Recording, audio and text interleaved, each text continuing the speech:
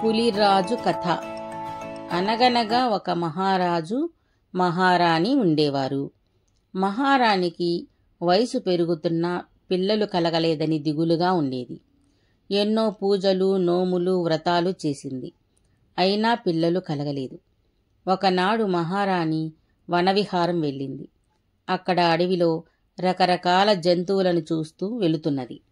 ఒకచోట ఒక పెద్ద రాతి గుండు క్రింద 4 చిన్న పులి పిల్లలు కనిపించాయి. మహారాణి వాటిని చూచి, పులికి 4 పిల్లలు పుట్టాయి, నాకు ఒక పులిపిల్ల పుట్టినా బాగుండేది అనుకుంది. అప్పుడు అటుగా వెళుతున్న తథాస్తు దేవతలు తథాస్తు అన్నారు. కొద్ది రోజులకు మహారాణి గర్భవతి అయింది. ఒక బాలుడు పుట్టాడు.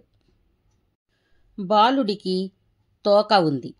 శరీరంపై పులిచారలు ఉన్నాయి. బాలుడు పులిలా ఉన్నా మనిషిలా మాట్లాడగలడు. ఆ బాలుడిని చూసి రాజు రాణి కొంచెం బాధపడ్డారు. తరువాత మహారాజు మహారాణి ఆ కుమారుడిని అంతఃపురములో ఒక పెద్ద గదిలో ఉంచి పెంచసాగారు. పులిరాజు పెరిగి పెద్దవాడయ్యాడు. ఒకరోజు రాజ్యంలో ఎవరిదో పెండ్లి జరుగుతూ ఉంది. మేళతాళాలతో కోలాహలంగా శబ్దాలు వినిపిస్తున్నాయి.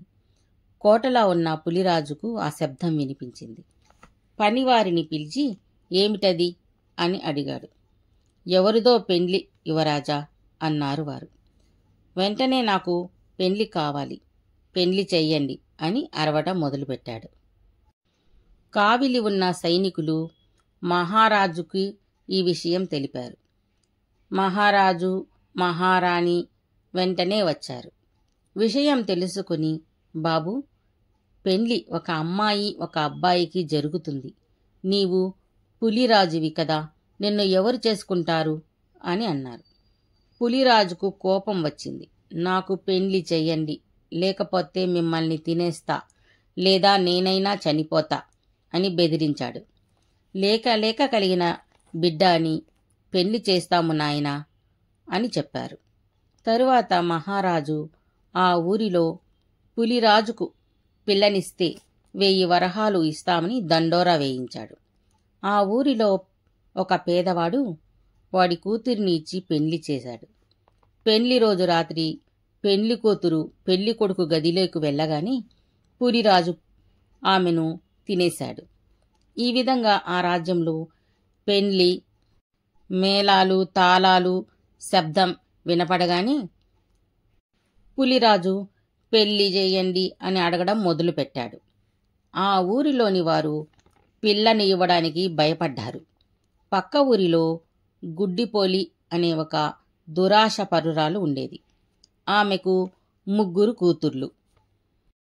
గుడ్డిపోలి పెద్ద కూతురిని ఇచ్చి చేస్తే డబ్బులు వస్తాయి, నాకు ఇంకా 2 ఉంటారు కదా అనుకుని పెద్ద కూతురిని పులిరాజుకు ఇచ్చి పెండ్లి చేసింది.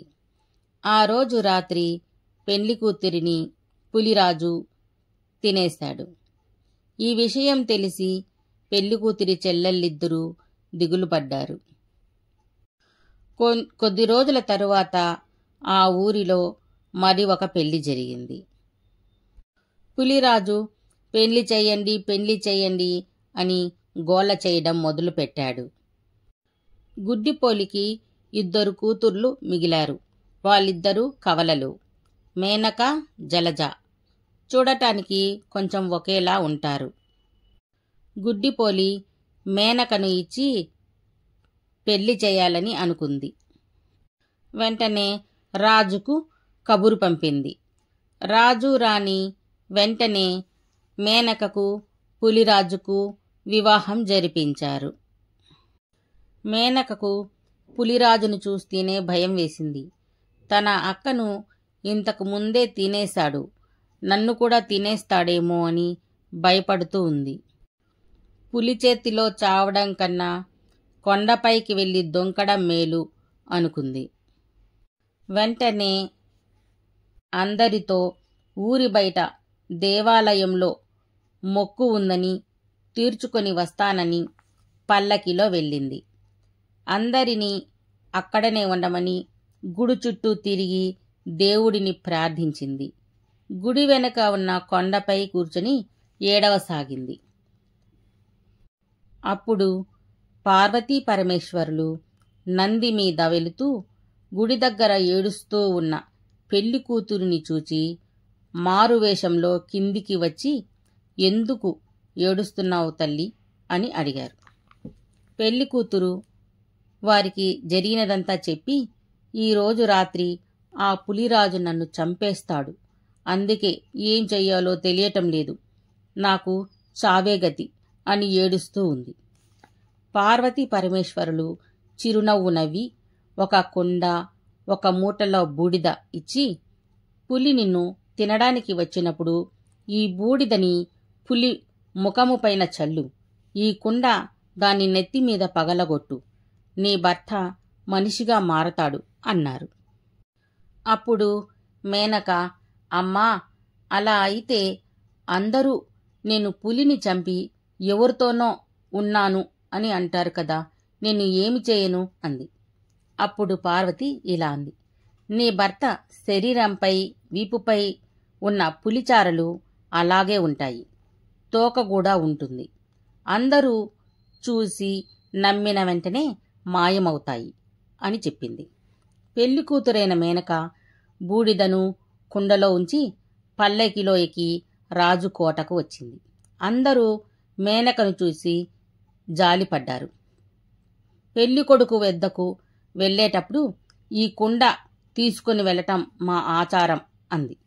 రాజు రాణి అందరూ తీసుకుని వెళ్ళు తల్లి అని దీవించి పంపారు. మేనక గదిలోకి వెళ్ళింది.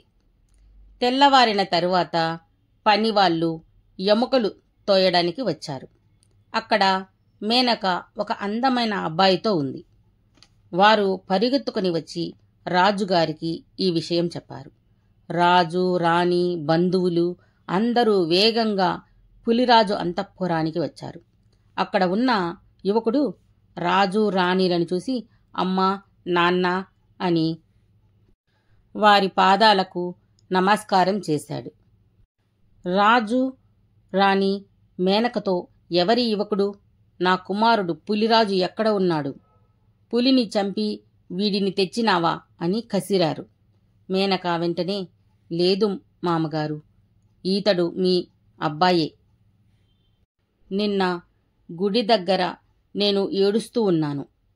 ఇంతలో ఇద్దరు ముని దంపతులు వచ్చి నా కథ విని కుండ, బూడిద ఇచ్చారు. నేను ఆ ముని దంపతులు చెప్పిన విధంగానే పులిరాజు నన్ను తినడానికి వచ్చినప్పుడు ముఖముపై బూడిద చల్లాను. తరువాత కళ్ళు మండి కోపంగా ఉన్న పులిరాజు తలపై ఈ కుండతో కొట్టాను. వెంటనే ఆశ్చర్యంగా పులిరాజు అందమైన యువకుడిగా మారిపోయాడు. ఇతడు నా భర్త పులిరాజు అంది. అందుకు ఏమిటి సాక్ష్యం, ఏమిటి గుర్తు అన్నారు అందరూ. వెంటనే పులిరాజు తన తోక, వీపుపై ఉన్న పులిచారలు చూపాడు. అందరూ చూచిన వెంటనే తోక, పులిచారలు మాయమయ్యాయి. రాజు, రాణి ఎంతో సంతోషించారు. తమ కొడుకును కౌగలించుకున్నారు. మేనకను ఎంతో పొగిడారు. ఈ విధముగా మేనక, పులిరాజు సంతోషముగా ఉన్నారు. కొద్ది రోజుల తరువాత మేనక గర్భవతి అయింది. గుడ్డిపోలి కూతురు గర్భవతి అని తెలుసుకుని జలజను పంపి, అక్కను భద్రముగా తీసుకురా, శ్రీమంతము చేసి బిడ్డ పుట్టినాక పంపుదాము అని అంది. జలజ సరే అని కోటకు వచ్చి అక్కడ వైభవం చూసి, పులిరాజు అందం చూసి అక్క ఎంత అదృష్టవంతురాలు అని అసూయపడింది. రాజు, రాణి మేనకను పల్లకిలో అమ్మగారి ఇంటికి పంపారు. చెలకెత్తలు, సైనికులు, కావలసిన వస్తువులు అన్నీ ఇచ్చి పంపారు. జలజ అక్క అదృష్టాన్ని చూసి నాకు అలా లేదే అని బాధపడింది. మేనకకు శ్రీమంతం బాగా జరిగింది. ఒకరోజు జలజ మేనకతో, తాగే నీళ్లు తేవడానికి బావి దగ్గరకు వెళుతున్నాను, నీవు వస్తావా అంది. సరే, తోడు వస్తా అని అక్కచెల్లెళ్ళిద్దరూ బయలుదేరారు. జలజ మేనకను ఊరికి దూరంగా ఉన్న బావి దగ్గరకు తీసుకువెళ్ళింది. జలజ బావిలోనికి దిగి నీరు తెచ్చింది. కాసేపు కూర్చొని వెళదాం అంది. తరువాత జలజ బావిలోనికి తొంగి చూసింది. నీళ్లలో ఆమె నీడ కనిపించింది. అక్క, ఇక్కడ నీళ్లలో మన బొమ్మ ఎంతో బాగున్నది. నీవు కూడా చూడు. నీవు ఇంకా అందముగా ఉంటావు. నగలు వేసుకున్నావు కదా అంది. అక్క, నీ నగలు పెట్టుకుని చూస్తాను, ఒకసారి ఇవ్వవా అంది. మేనక సరేనని తన నగలు అన్నీ తీసి ఇచ్చింది. జలజ మేనక నగలు అన్నీ వేసుకుంది. చూడటానికి కొంచెం మేనకలాగే ఉంది. బాగుందా అక్క? ఇప్పుడు బావిలో చూద్దాం రా, ఎవరు అందంగా ఉంటారో అంది జలజ. మేనక, జలజ ఇద్దరూ బావి దగ్గరగా వెళ్ళి తొంగి చూస్తూ ఉన్నారు. అప్పుడు జలజ తొంగి చూస్తూ ఉన్న మేనకను బావిలోనికి తోసేసింది. వెంటనే జలజ పాతగుడ్డలు దిండులా చేసి పొట్టకు కట్టుకుంది. నీళ్ల కడవని ఎత్తుకుని ఏడుస్తూ ఇంటికి వెళ్ళింది. అందరూ ఎందుకు ఏడుస్తూ ఉన్నావు? జలజ ఎక్కడా అన్నారు. ఆమెను నగలు, కడుపు చూసి మేనక అనుకున్నారు. జలజ బావిలో పడిపోయింది అంది. అందరూ పరుగున వెళ్ళి వెతికారు. జలజ ఎక్కడా కనిపించలేదు. జలజ చనిపోయిందేమో అని అనుకున్నారు. తరువాత జలజ గుడ్డిపోలికి జరిగిన సంగతి చెప్పింది. అప్పుడు గుడ్డిపోలి, అయ్యో, ఎంత పని చేశావే, ఇప్పుడెలా? మహారాజుకు తెలిస్తే చంపివేస్తాడు అని చెప్పి ఎవరికీ తెలియకుండా ఎక్కడ్నుంచో ఒక అనాథ బాలుడిని తెచ్చి మేనకకు బాలుడు పుట్టాడని చెప్పింది. గుడ్డిపోలి అప్పుడే పుట్టిన ఒక అనాథ బాలుడిని తెచ్చి మేనకకు కొడుకు పుట్టాడు అని అందరికీ చెప్పింది. పులిరాజు ఈ విషయం విని సంతోషించాడు. కొన్ని రోజుల తరువాత పల్లకి పంపాడు. జలజ బాబుని తీసుకుని అంతఃపురానికి వెళ్ళింది. పులిరాజు జలజను చూసి బాబు పుట్టిన తరువాత మేనకలో కొంచెం మార్పు వచ్చింది అనుకున్నాడు. జలజ తనని ఎవ్వరూ కనిపెట్టలేదని, మేనకే అనుకుంటున్నారని సంతోషించింది. బావిలో పడిన మేనక వేగంగా పాతాళలోకంలోకి వెళ్ళి నాగరాజు తలపై పడింది. నాగరాజు తలపై పెద్ద పుండు ఉండేది. దాని నొప్పుతో నాగరాజు చాలా బాధపడుతూ ఉండేవాడు. మేనక పైనుంచి పడగానే పుండు పగిలిపోయింది. అది చూచిన నాగులు కోపంతో బుసలు కొట్టి, మా రాజు తలపై పుండుతో బాధపడుతూ ఉంటే ఇంకా దానిపైన పడి బాధించావు, నిన్ను కాటు వేసి చంపేస్తాం అన్నాయి. అప్పుడు నాగరాజు, ఆగండి, ఈమె దేవతల నా తలపై పడడం వల్ల పుండు పగిలి నొప్పి తగ్గిపోయింది. ఈమె నాకు మంచి చేసింది. ఈమె మన అతిథి. ఈమె గర్భవతి కూడా. ఈమెను బాగా చూసుకోండి అన్నాడు నాగరాజు. అప్పుడు మేనక ఏడుస్తూ, నన్ను చంపేయండి అని అంది. ఏమైంది తల్లి అన్నాడు నాగరాజు. మేనక జరిగినదంతా నాగరాజుకు చెప్పింది. అప్పుడు నాగరాజు మేనకతో, ఈ రోజు నుంచి నీవు మా అందరికీ చెల్లెలివి, ఇక్కడే ఉండు అని అన్నాడు. కొద్ది రోజులు గడిచాయి. నాగులందరూ మేనకను ప్రేమగా చూసుకుంటూ ఉన్నారు. ఒకనాడు మేనకకు బాబు పుట్టాడు. అందరూ సంతోషించారు. నాగులు మేనల్లుడు పుట్టాడు అని బాబును బాగా ఆడించుకునేవి. బాబు ఏడిస్తే ఊయలలో ఉంచి ఊపేవి, పిల్లన గ్రోవి ఊదేవి, నాట్యం చేసేవి. ఇలా బాబును ఎంతో బాగుగా చూసుకునేవి. ఈ నాగులలో ఒక చిన్న నాగుపాము, దాని పేరు వాసు. ఆ వాసు పాము మేనకను అక్క అనేది. మేనక అన్న, బాబు అన్న దానికి చాలా ఇష్టం. ఇలా ఉండగా ఒకరోజు ఒక గాజులు అమ్మేవాడు ఆ బావి ఉన్న త్రోవలో వెళ్తూ గాజులు, రంగురంగుల గాజులు, సౌభాగ్య గాజులు అంటూ వెళుతూ ఉన్నాడు. ఈ శబ్దం పాతాళంలోని మేనకకు వినిపించింది. గాజులు కావాలి అని నాగరాజును అడిగింది. వెళ్ళి తెచ్చుకో అమ్మా అన్నాడు నాగరాజు. వెంటనే పైకి మెట్లు ప్రత్యక్షమయ్యాయి. మేనక మెట్ల గుండా బావి బయటకు వచ్చింది. గాజులు గాజులబ్బాయి అని పిలిచింది. వెంటనే అతడు వెనుకకు చూసి ఆశ్చర్యపోయాడు. ఇంతకుముందు అక్కడ ఎవ్వరూ లేరు. ఈమె ఎక్కడ నుంచి వచ్చింది అనుకున్నాడు. గాజుల బండి తోసుకుంటూ వచ్చాడు. మేనక తనకు కావలసిన గాజులు తీసుకుంది. గాజులవాడు ఈసారి వచ్చినప్పుడు ఇంకా మంచి గాజులు తెస్తానమ్మా అన్నాడు. మేనక గాజులు తీసుకుని తన దగ్గర డబ్బులు లేవు అని ఒక ఉంగరం ఇచ్చింది. గాజులవాడు ఈ ఉంగరం నాకేనా అమ్మా అని అడిగాడు. అవును బాబు, నా దగ్గర డబ్బులు లేవు, ఇది తీసుకో అని చెప్పింది. గాజులవాడు వెళ్ళిపోయాడు. మేనక పాతాళ లోకంలోకి వచ్చింది. మెట్లు మాయమయ్యాయి. గాజులవాడు ఈ ఉంగరం అమ్మి డబ్బు చేసుకోవాలి అని ఒక బంగారు దుకాణంలోకి వెళ్ళి ఈ ఉంగరం తీసుకుని నాకు డబ్బులు ఇవ్వండి అన్నాడు.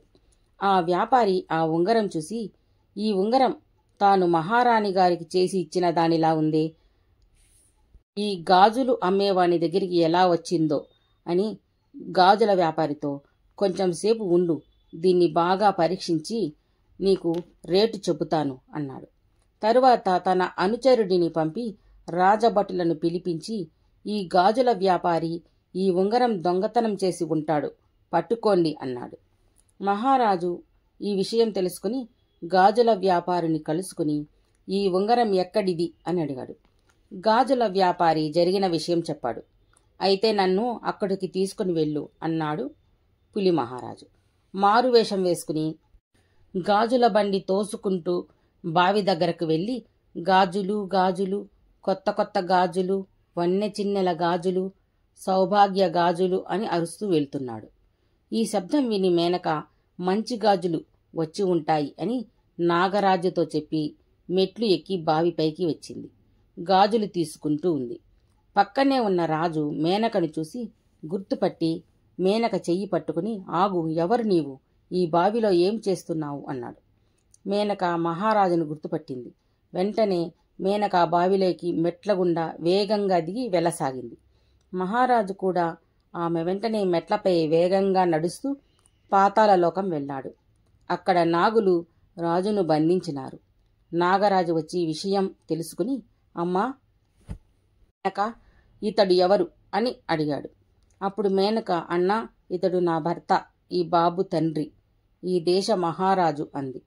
అప్పుడు మహారాజు తనకు కుమారుడు పుట్టాడని తెలిసి ఎంతో ఆనందించాడు. తన భార్యను ఆదరించినందుకు నాగులందరికీ కృతజ్ఞత చెప్పాడు. నా భార్యను నాతో పంపండి అని ప్రాధేయపడ్డాడు. నాగరాజు జరిగిన విషయమంతా మహారాజుకు చెప్పాడు. జలజ చేసిన మోసం మహారాజుకు తెలిసిపోయింది. కోటలో ఉన్నది తన భార్య కొడుకు కాదని తెలిసిపోయింది. అప్పుడు మహారాజు మేనకను తన కుమారుడిని వెంటనే తీసుకువెళతాను, పంపండి అన్నాడు. ఇప్పుడు మంచి ముహూర్తం కూడా ఉంది అన్నాడు మహారాజు. నాగరాజు సరే అని మేనకకు చీర సారె కానుకలు ఇచ్చాడు. మేనక బాబుని తీసుకుని నాగులందరికీ వెళ్ళి వస్తానని చెబుతూ, అందరికన్నా చిన్నవాడైన వాసు కనిపించలేదే, తమ్ముడు వాసు ఎక్కడా అని నాగులందరినీ అడిగింది. తెలియదని చెప్పారు వారు. నాగరాజు, సమయము మించకముందే బయలుదేరండి, వాసు వస్తే మేము చెబుతాము అని చెప్పాడు. మేనక తమ్ముడికి చెప్పకుండా వెళ్తున్నందుకు ఎంతో దుఃఖం వచ్చింది. మహారాజు మేనకతో కుమారుడిని తీసుకుని కోటకు బయలుదేరాడు. కొంచెం సేపటికి వాసు అక్కకు బాబుకు రకరకాల పువ్వులు పండ్లు తెచ్చి, అక్క బాబు లేక పోవడం చూసి ఆశ్చర్యపోయింది. మిగతా నాగులు జరిగిన విషయం చెప్పారు. అది విని వాసు చాలా కోపగించుకున్నది. నాకు చెప్పకుండా అక్క వెళ్ళిందా, దానికి కారణం ఆ రాజును కాటువేసి చంపి అక్కను తీసుకుని వస్తా అని బయలుదేరింది. ఇతర నాగులు ఎంత చెప్పినా వినలేదు. కోపంగా బుసలు కొట్టుకుంటూ అంతఃపురంలోకి వెళ్ళి రాజు రాణి పడక గది వద్దకు వెళ్ళి రాజును కాటు వేయడానికి తలుపు వెనక దాగి ఉంది. అప్పుడే మేనక మహారాజుతో, ఏమండి, నాకు తమ్ముడు వాసు గుర్తుకొస్తున్నాడు, చెప్పకుండా వచ్చాను అంది. మహారాజు, అవును, అది నా తప్పే. సమయం మించకముందే రావాలని వచ్చాము, లేకపోతే ఇంకా కొంచెము సేపు ఉండేవాళ్ళం. బాధపడకు, రేపు వెళ్ళి వాసుకు క్షమాపణ చెబుతాను అన్నాడు. అది విని వాసు పాము మహారాజు మంచివాడే అని తెలుసుకుని వెనుదిరిగి వెళుతున్నది. ఏదో శబ్దం వచ్చి మేనక అటు చూసింది. వాసు కనిపించాడు. వెంటనే తమ్ముడు అంటూ పిలిచి పరుగున వెళ్ళి వాసుని ఎత్తుకుంది. రాజు రాణి వాసు వచ్చినందుకు ఎంతో సంతోషించారు. వాసుకు ఎంతో గౌరవించి మంచి విందు ఏర్పాటు చేశారు. వాసు పాము ఎంతో సంతోషించి, అక్కా బావ సంతోషంగా ఉండండి అని వెళ్ళిపోయింది. తరువాత మహారాజు జలజను గుడ్డిపోలిని జైలులో వేయించాడు. అనాథ బాలుడిని పిల్లలు లేని వారికి ఇచ్చి పెంచుకోమన్నాడు.